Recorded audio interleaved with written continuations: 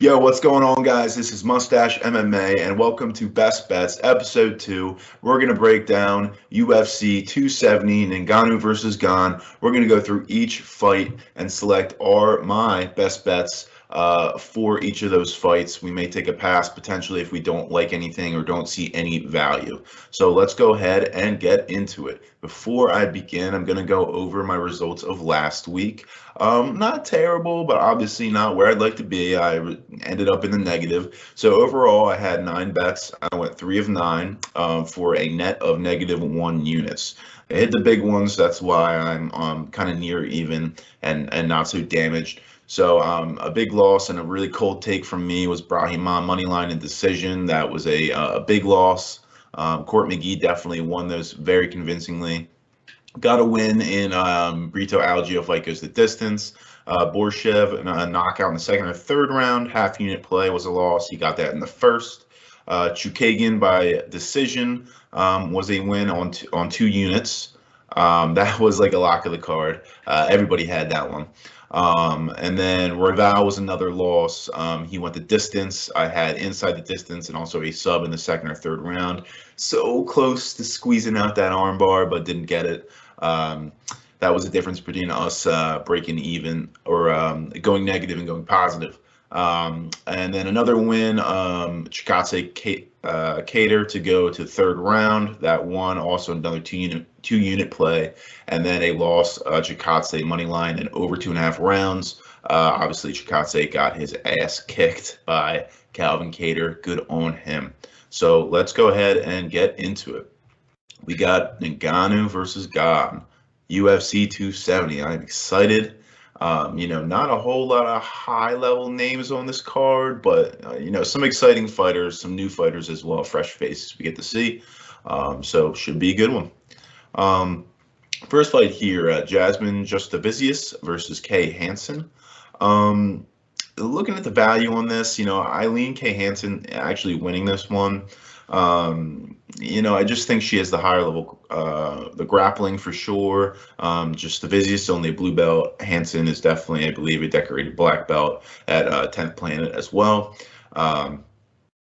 I see Kay Hansen being able to handle that wrestling that Jasudavicius is going to use. Jasudavicius isn't the best on the feet either, and neither is Kay Hansen, so maybe a wash there. You could give the advantage to Jasudavicius because she does have a decent reach advantage. But again, I lean Hansen on this one. A couple bets I was looking at. I don't see value in a money line for Hansen, nor do I see value in a submission or decision prop as well. So I actually do see value on Jasudavicius by decision. That's actually at plus 275 over on DraftKings, as well as a Hansen submission plus 350. Like I said, Jasudavicius is a blue belt, and I think she's a wrestler. She's gonna want to get it to the ground, and I think Hansen will actually fare decent off her back. And if Hansen also gets top pressure and gets a takedown of her own, that's going to be trouble for Jasudavicius as well, as Hansen's going to be looking for those submissions. But overall, this is a pass for me. I don't see. I could see this one going to a decision. I could see Hansen winning. I could see Jasudavicius winning. I could see Hansen getting a sub. It's too foggy for me to make a bet.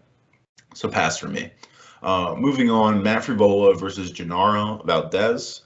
Gennaro Valdez making his UFC debut, coming off the Contender Series. Matt Freevola, his last fight getting just 1-2'd and knocked out by Terrence McKinney. So chin in question for Matt Freevola in this fight here. Again, I lean Matt Freevola, honestly. It is hard to trust that he went down on that quick 1-2 from Terrence McKinney, but, McKinney does have power, and Freevola, but again, can we trust that chin moving forward? The reason I lean him is because, he's a grinder. He's got high pressure, high pace. And Gennaro Valdez, that was put on him in his Contender Series in the first round, and he didn't look that great. He ended up with a win, finish in the second round, but it didn't impress me really. And 10-0, yeah, very good. But 9 of those 10 wins are all from cans in the Mexican regional scene. So I'm not really high on Valdez. I think I see a lot of people picking him as a upset and a dog. I don't mind that. When I was looking around, I saw some value on actually fight goes the distance at plus 120. Matt Freevola, he's going to grind on this dude. He's going to gas. The power might not be there in the later rounds if it gets there, and then it's safe to the third. Also, Freevola decision potentially plus 165. I think that's the way he obviously wins this one, unless Valdez gasses super hard and then Freevola can get a late finish. There's always that possibility of Valdez also getting a knockout. Freevola is very chinny. I didn't write the numbers on that one, but again, this one for me, money line, definitely no value on Freevola. Yeah, I think the decision is definitely his way to go at plus 165 over on DraftKings. But again, I don't necessarily trust that chin. I think Valdez could get a knockout, but I also think Freevola could easily grind this one to a decision win and really, put the pressure on Valdez and potentially getting a finish in the later rounds.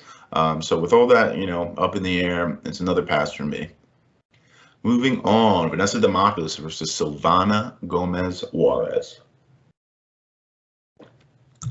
Yeah, this fight's, another 50-50 fight, man, and I don't know how I feel about this one. Demopoulos, the slight favorite. I think when this opened, back when it was on the other card, this was a pick'em, so definitely some money coming on Demopoulos. Gomez now the underdog. I lean Gomez Juarez, but again, this is such a 50-50 fight. If Demopoulos can get this one to the ground, I see her probably being able to get a submission. She has better submission abilities, grappling abilities than Lupe Godinez, who was able to get the first round submission on Gomez Juarez. But Demopoulos' takedowns are just awful. So I don't know if she's going to be able to get it there. And then Gomez Juarez, I favor her on the feet. I think she's more technical. Demopoulos can take a beating, so I don't think she'll be able to put her away. So with that being said, and I do like Gomez Juarez by decision plus 240 over on DraftKings. I think that's good value. Also Demopoulos by submission plus 450, decent as well. But again, with a 50-50 fight, so much up in the air, Demopoulos could get a decision or a submission. I think Gomez Juarez probably likely the only path to victory for her is a decision. Those were some ones I was looking at, but again, 50-50 fight, I'm not touching this one. I'm going to pass and move on. All right, so we got Tony Gravely versus Simon Oliveira. This one, again, I'm going to pass on a lot of these early ones. This is going to be another pass. I mean, Tony Gravely, high-level wrestler, also worked really hard on his stand-up. His stand-up looks really good, too. He was really close to winning his last fight. Nate Maness, when he fought Nate Maness, Nate Maness got saved by the bell and then came back in the second round and actually knocked Gravely out himself. So Gravely's stand-up looks pretty good. Also, his wrestling's there. He's got high-level wrestling. He's able to take people down at will and a pretty good pace and also pretty good cardio on top of that. Simon Oliveira, he's shown a really good chin in the past. He has really good, front chokes, guillotines that he likes to pull as well. So he gets a lot of wins with those. His striking is a little wild, though, and not very technical, big looping shots. So, edge on Gravely for the wrestling, edge on Gravely for the striking, edge on Oliveira for the grappling. The thing that wearies me here is Gravely has been finished 4 times in his career by submission. So, I wouldn't be surprised if Oliveira would be able to pull guillotine on him and get that locked in. So a couple plays I was looking at was the over 2.5 minus 135 on DraftKings.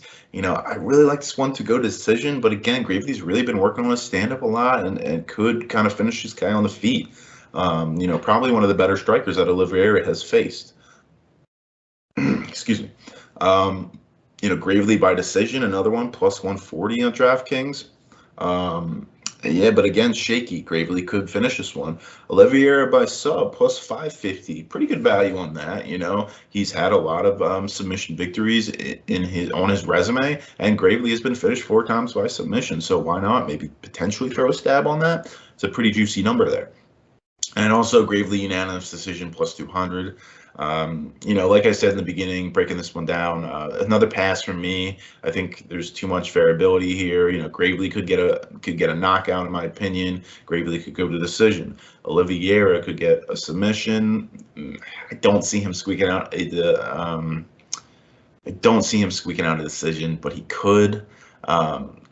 And then, Gravely coming back from getting knocked out recently, it's always, weary of trusting those guys in their chin. Maybe Oliveira can clip him, but I do think Gravely is really technical sound on the feet. I don't think that'll happen.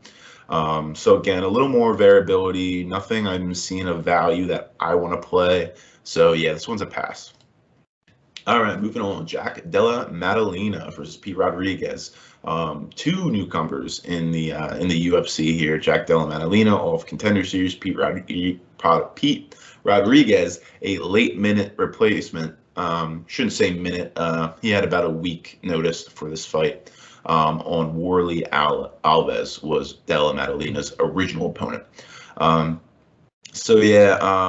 This is the one where I think I'm going to make some plays now. Della Maddalena, his striking is really, really good. He's got power behind it, so technical. He's got combos, in and out movement. He'll come in, hit you with a combo, and then get out before you can hit him. Pete Rodriguez, big power guy. Never been out of the 2-minute 30-second mark in the first round, so the cardio is a big, big question mark. I'm sure Della Maddalena knows that. I'm sure they're going to be patient in the first round. Della Maddalena, jeez, I cannot say that one. It's a mouthful. He's shown a lot of patience in the first round and in a lot of his fights. The Contender Series was an exception. That was the only one I really saw where he really did kind of just go as soon as the bell rang, kind of. A little bit to catch up, but he was throwing. So I really like Della Maddalena to win this one for sure. I mean, there is always a chance. Pete Rodriguez, he does have power in his hands, 4 wins, 4 knockouts, all under 2 minutes 30 seconds. So he does have a chance to potentially put away Della Maddalena and take all his momentum, but I don't see that happening. His striking defense is crisp. He's gonna catch on to his reads pretty good. So I really like Della Maddalena by TK or KO. I'm gonna put 1 unit on that as an official play at -120. I believe it's on FanDuel or DraftKings. Those are the 2 books I use. And then a second play, I'm going to do Della Maddalena knockout or TKO in the second or third round. That's at +300. I'm going to do a half unit on that guy. I like that because I think Della Maddalena knows that Pete Rodriguez is dangerous in the first. He's going to take his time. He's going to read him out. There's not going to be too much action. Halfway through that first round, you'll start to get into it. He'll start hurting him a bit. And then, as the second and third round goes on, Pete Rodriguez, where is his cardio? We don't know. He could gas out. Della Maddalena could get in there and really piece him up in that second round and put him away. That's what I'm expecting to happen, probably in the second round, but potentially could happen in the third as well. Della Maddalena, he's shown a good gas tank. He showed he doesn't really slow down. So, yeah, those are going to be my 2 plays for this fight. 1 unit, Della Maddalena. Knockout TKO -120. Half unit Della Maddalena. Knockout TKO second or third round +300. Moving up the card, we got Michael Morales versus Trevin Giles. Giles or Giles, either or. So this one, I really like Giles here, especially at plus money. So I'm going to put a unit on Giles money line +105. Over on DraftKings.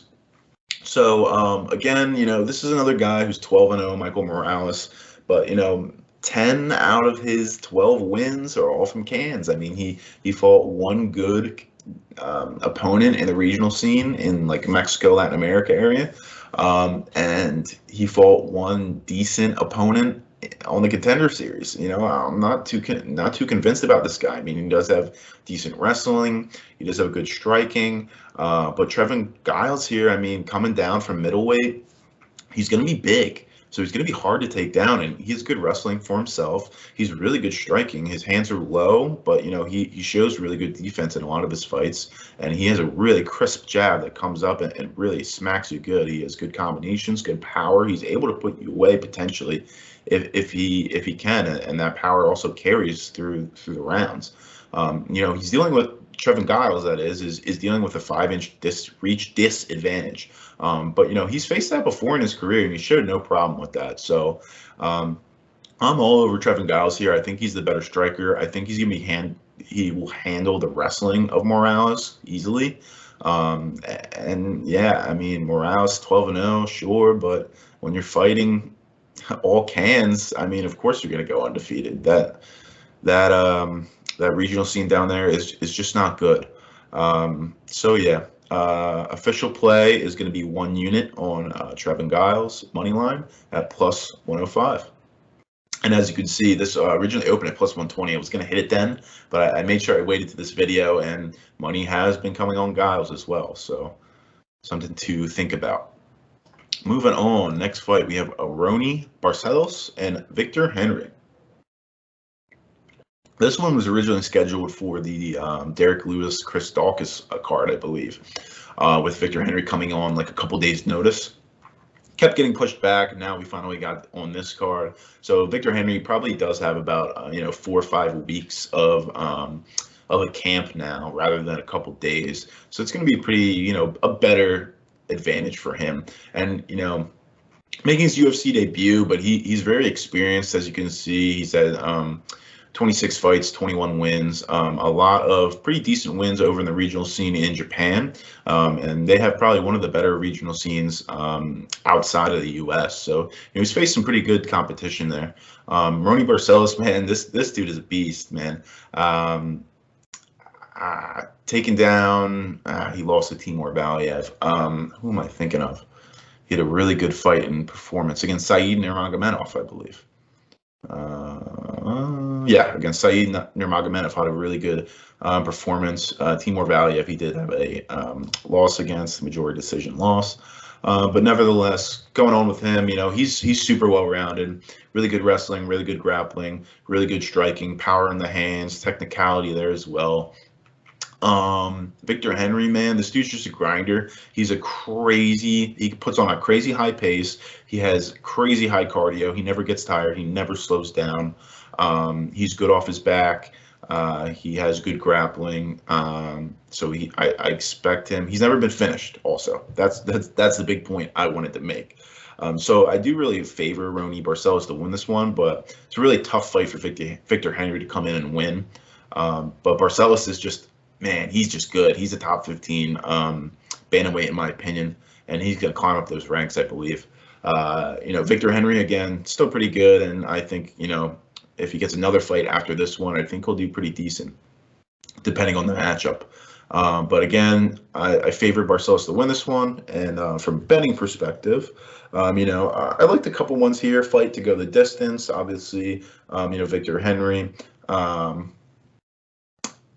Not being finished in his career. Barcelos, his last 3 fights have all gone to decision. But I'm going to pass on that. I think there is value, though, at plus 128, plus money. Also, Barcelos by decision, plus 175 at DraftKings. Actually, I'm going to go Barcelos unanimous decision over on DraftKings at plus 240. A little bit of extra money, and I think really Barcelos has this one in the bags. Maybe Victor Henry squeezes out a third round win if this one goes to decision, which I think it will. But I think Barcelos is definitely going to win the first and the second, maybe even take the third as well, getting either a 29-28 or a 30-27 unanimous decision. So I'm actually going to throw a half unit on Barcelos by unanimous decision at plus 240 on DraftKings. I'm also going to do another DraftKings play where they have Barcelos money line combined with the over 1.5. That's at minus 110. I'm actually throwing 2 units on that guy. I don't think Barcelos is going to finish him that early. In his 3 UFC finishes, they've all been in the late second round or third round. And I really do favor Barcelos to win this one. I mean, maybe Victor Henry squeezes out a decision win. but I just don't see it. So yeah, those are my two official plays. Barcelos money line combined with the over 1.5 at -110, 2 units on that, and then Barcelos unanimous decision plus 240 at a half unit. Moving on up the card, Topuria versus Charles Jourdain. Jourdain coming on about a week's notice with a short camp. Yeah, I think everybody here is on Topuria, man. I mean, he just looks like a beast. And I said in my other video, I'll say it again, I think this guy's a champ in 2023. 2022, I don't think he's going to have enough time to get up there and actually, get a fight. But 2023, he will get a fight, and I think he will win. So yeah, I really favor Topuria. I think he's just better in every area here. Better in the striking, much more crisp, much more powerful. Better in the wrestling, much more explosive, much more accurate with his takedowns. And really good grappler, a decorated black belt as well. We saw in his first fight against Saeed Yusuf, I believe. Maybe not Saeed, but Yusuf. Man, he just chained together submission after submission. I don't know how that dude survived. He ended up getting the unanimous decision instead of a finish. Charles Jourdain, not bad. He's good off his back, but he's been finished by submission before. Never been finished by a knockout, but he has been wobbled a couple times in his fights. So, I do favor Topuria knockout. He could get a submission as well. So, obviously inside the distance is a big play for me. So I'm throwing 2 units on Topuria inside the distance at -165 over on DraftKings. I know FanDuel had it at plus -220. So big discrepancy there. So definitely make sure you check out a couple different books to get the best price for yourself. So yeah, 2 units Topuria inside the distance, -165 on DraftKings. Also, another one I'm going to play is Topuria by knockout or TKO in the first or second round. I think Topuria definitely gets a finish here early, either in the first or the second. And I'm going to take a risk on him getting the knockout, man. Jourdain has been wobbled a couple times in his fights, and they haven't been able to finish him. Topuria is one of the better strikers that he's probably going to face here. So Topuria could get the submission, sure, but I'm going to roll the dice and see him if he gets the finish, and I think there's good value on this. So Topuria, there goes my alarm. So Topuria by knockout or TKO in the first or second round is actually plus 450 over on FanDuel. Love that play. Going to put a half unit on it. So again, recapping both plays for this fight: 2 units Topuria inside the distance, -165 on DraftKings. Topuria knockout TKO in the first or second round, plus 450 on FanDuel, half unit on that guy. Moving up, we got Rodolfo Vieira versus Wellington Turman. Obviously, a lot of people on Rodolfo Vieira here. Really high level grappling, really good wrestling. Has worked on his stand-up. He has a really good jab now, but it is one-dimensional. He really only just throws the one punch out there. Doesn't put any combinations together. Wellington Turman has had a rough start in the UFC, getting finished a couple times, getting a couple decision victories. Those finishes came by knockout. He's never been submitted in his career, but Rodolfo Vieira is the black belt hunter, so he has submitted black belts previously in his career. So a couple ones I was looking at was Vieira by submission obviously is plus 110 over on FanDuel, plus money. Vieira by sub in the second or third round, plus 290 on FanDuel. I think that's really good value, man, because we saw in his last fight that I forget against who it was, but in the first round, he didn't even shoot for a takedown. Reason being, he's really cautious of his gas tank now. He fought Fluffy Hernandez. I think his name's Fluffy Hernandez, not the comedian, but I think his first name's Chris Anthony Hernandez. But his nickname is Fluffy, I'm pretty sure. So Anthony Hernandez, and he just gassed out totally and just got destroyed. So he's really cautious of his gas tank now. And his last fight, he didn't even shoot a takedown at the first round. He just jab all day. So I think there's pretty good value on that, actually, at plus 290 for a submission in the second or third round. Vieira money line and over 1.5. Again, kind of same thing, but factoring in maybe a decision here. with Turman never being submitted in his career. Over 1.5, decent play as well. -150 though. Not so much value on that in my opinion. And fight goes the distance +215 on FanDuel is actually not bad as well. But Rodolfo Vieira, what's going to happen with that gas tank? Could get finished in the late round by Turman. Turman never been submitted in his career. Is he able to hold off that Vieira submission? And then also, I was looking at a Turman by decision, man, +550 on FanDuel. I picked Turman to win actually in the breakdown. It was a bold pick, and I could definitely see a path to victory here where Turman grinds out a decision. I think in the first round, he's actually going to put a decent pace on Rodolfo Vieira. He's going to clinch him up. He's going to make him work. He's going to make him sweat, and he's really going to test that gas tank and see what he can do. That being said, all that, I think there's too much up in the air here. I could see a lot of things happening. I could see Turman definitely getting submitted in the first round or even in the later rounds. I could see him going to a decision, Rodolfo Vieira winning the decision, or Turman winning the decision. Could be either or.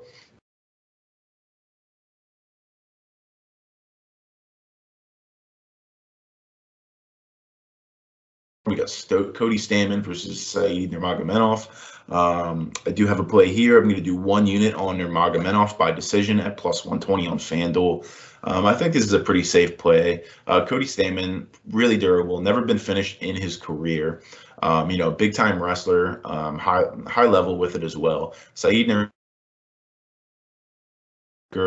maintains distance well. Really long legs is the key here, and a really good takedown defense. His long legs has proven that he's hard to take down because it's hard to get off the ground. I think Cody Stamann is really going to struggle to get him to the ground. And, he may be successful at times, but I think Nurmagomedov, if it does happen, he'll be able to get back up to his feet, quicker than Stamann would like him to. Obviously, path to victory here, Stamann wrestling, getting Nurmagomedov down and grinding him out. Nurmagomedov keeping this one on the feet. He has definitely the striking advantage where he'll piece up Stamann. He has a pretty long reach advantage, but Stamann has, had a reach disadvantage in almost all of his fights. He has really short, stocky arms.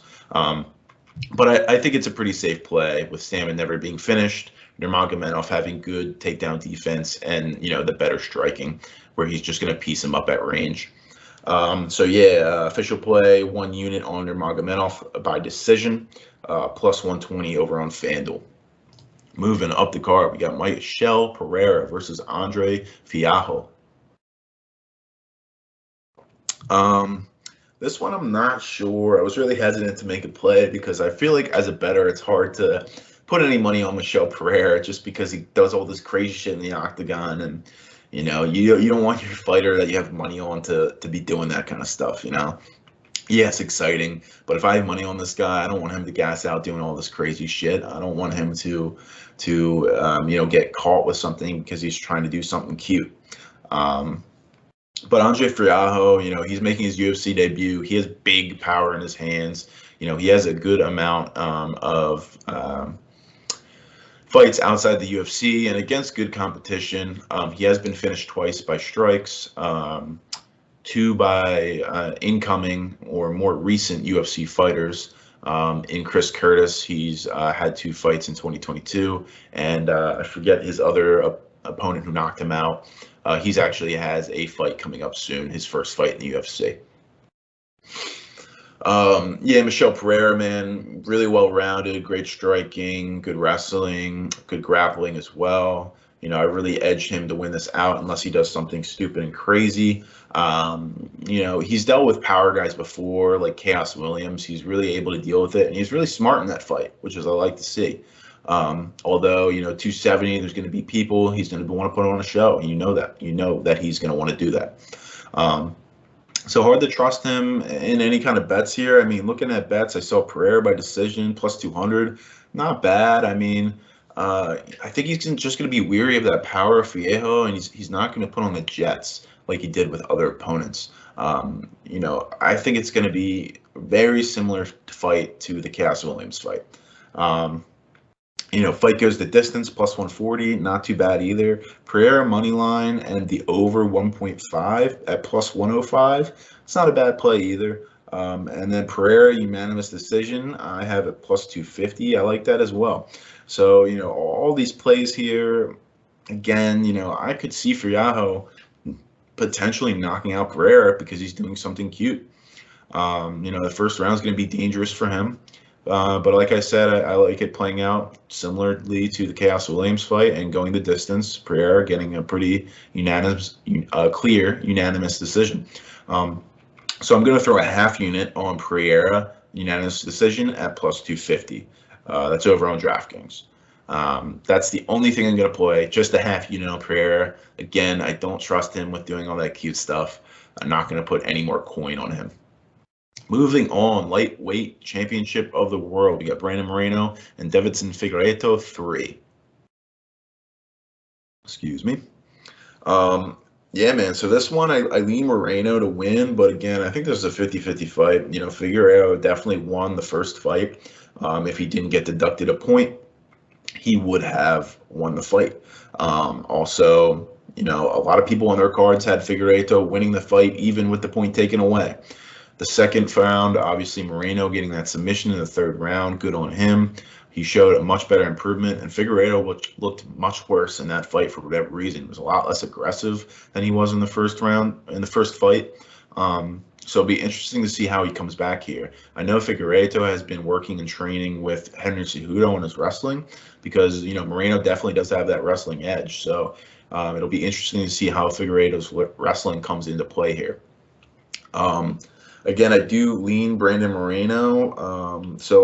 I saw Moreno submission or decision minus 105 on FanDuel.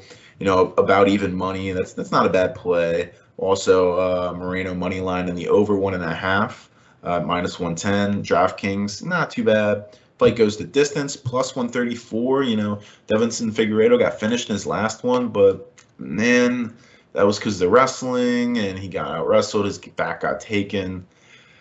I expect him to see him working on his wrestling so much. I just expect potentially that this one could go further and could go to the distance. Figueiredo by decision at plus 500. I see a lot of value in that, man. I don't see Moreno getting finished by strikes, nor do I see him getting submitted. I think decision is Figueiredo's one of his only paths to victory. Obviously, he does have a chance for those finishes, but I think decision is the most likely. And at plus 500, I love that. So I'm actually going to throw a half unit on Figueiredo by decision, plus 500 over on FanDuel. Even though I lean Moreno, I see a lot of value in that. Also, I looked at Figueiredo by knockout or decision. That was plus 200, but I don't think Moreno's going to get knocked out here. He took big shots in that first fight against Figueiredo and a lot of shots and just shook them off. Really good shin on Moreno. However, I did see another one here that I actually really do like. I like fight to start the fourth round. I like this fight to go into the championship rounds. That's at minus 126 on FanDuel. I'm going to put 1 unit on that. These guys are durable. They're both tough. I think the only way we get a finish here is if we have a repeat of the second fight where Moreno gets a submission on Figueiredo. I don't think that's going to happen in the first 3 rounds, man. I just really trust Figueiredo to probably go the distance. But again, with all that wrestling that he might incorporate, that could gas him out in the later rounds. But, I don't expect to finish in the first 3 rounds. So with that being said, I like fight to start the distance at, I like fight to start round 4 at minus 126 on FanDuel. Going to put 1 unit on that. Half unit on Figueiredo by decision, plus 500. Last fight we got here is the heavyweight championship of the world, baby. Francis Ngannou, big power guy, flashy knockout guy, against Ciryl Gane, super technical heavyweight, the best technical heavyweight we've probably ever seen in the striking department, and movement too. He has crazy movement. So obviously, like a lot of people, I'm going with Ciryl Gane, man. I like Ciryl Gane a lot. I think his movement is going to be a problem for Ngannou. His technicality is going to be a problem with Ngannou. Him having that sparring advantage with Ngannou, he kind of knows what he throws and stuff. He's not scared of that big power shot like everybody else is in this division. You could say the same thing where Ngannou, has seen Gane and sparred with Gane, but I think it's more of an advantage that Gane has done that to Ngannou because, he's not afraid of these big shots like all these other guys in the division. So yeah, a lot of my stuff is going to be based on Gane, and actually a lot of kind of overs plays. So anyway, Gane money line minus 150. I see value in that still. That was actually at when I first looked at this months ago when they had it on the books. He was at plus money actually, so that went all the way up to minus 150. So a lot of people are betting on Gane to win this one. Gane by decision plus 300, potentially maybe going all 5 rounds. It's risky for sure because we don't know Ngannou's gas tank. He's never really been out of the second round. He's only been in the second round like twice in his wins. We count his losses a couple times. But yeah, it's an interesting play there. Fight to start the 3rd round, I actually like as well. We've seen a lot of patience with Ngannou in his second fight with Stipe Miocic. That first round, he was super patient, not really rushing in, not looking for anything. He was very weary of the takedown. Now Gane, I haven't seen him shoot much takedowns, so it could be different here, but I do see patience out of both of these guys. Gane being weary of the power in Ngannou, and Ngannou just kind of waiting for his shot and his opening to come through. Also, Gane money line and the over 1.5, and Gane money line over 2.5. I like both those plays as well. Obviously the 1.5 is a little more favorable with potentially Ngannou rushing in and he could get the finish, but Gane could counter him and get the finish as well. Gane also has power. He's put guys away as well. So yeah, I have 2 official plays here for this fight. I'm gonna put 1 unit on Gane money line and the over 1.5. It's at plus 110, plus money, man. I think that's great value. I see Gane either getting the victory in the late rounds or getting a decision. Also, I'm going to throw a half unit on Gane by knockout or TKO in the 3rd, 4th, or 5th round. It's at plus 600 on FanDuel. Ngannou could easily gas in those later rounds if it goes to it, and I see Ngannou taking advantage of that, Gane taking advantage of that, and probably getting a finish. So yeah, that's going to be it, guys. Thanks for watching. If you enjoyed this video, please subscribe, please like. If you disagree or agree with anything I said, leave it down in the comments. Leave your best bets down in the comments. I want to see what you guys think about this card, especially. Watch out later for my video parlay plays, where I'll go over a couple different parlays that I like to play here, some more conservative, some more risky. Also, the 5-unit challenge, last best bets episode, we did a 5-unit challenge with Steadypicks.com. It was me and Tom, one of their contributors, versus Sean Brady and Ricky, one of their other contributors. So we actually lost. Me and Tom lost. We got a little risky, I think, with a plus 240 play on one of our plays. But we're running it back, man. So check out Steadypicks Radio. Friday morning, I believe we're doing that radio show. So check that out. I'm going to give my 5 plays. Me and Tom are going to do it together. And Ricky and Brady are going to do their 5 plays. And, we're going to see how it goes down and, who's going to win. Spoiler alert, me and Tom are definitely going to win this round for sure. We're going to play it more safe, and, we're going to beat these guys and force a game 3.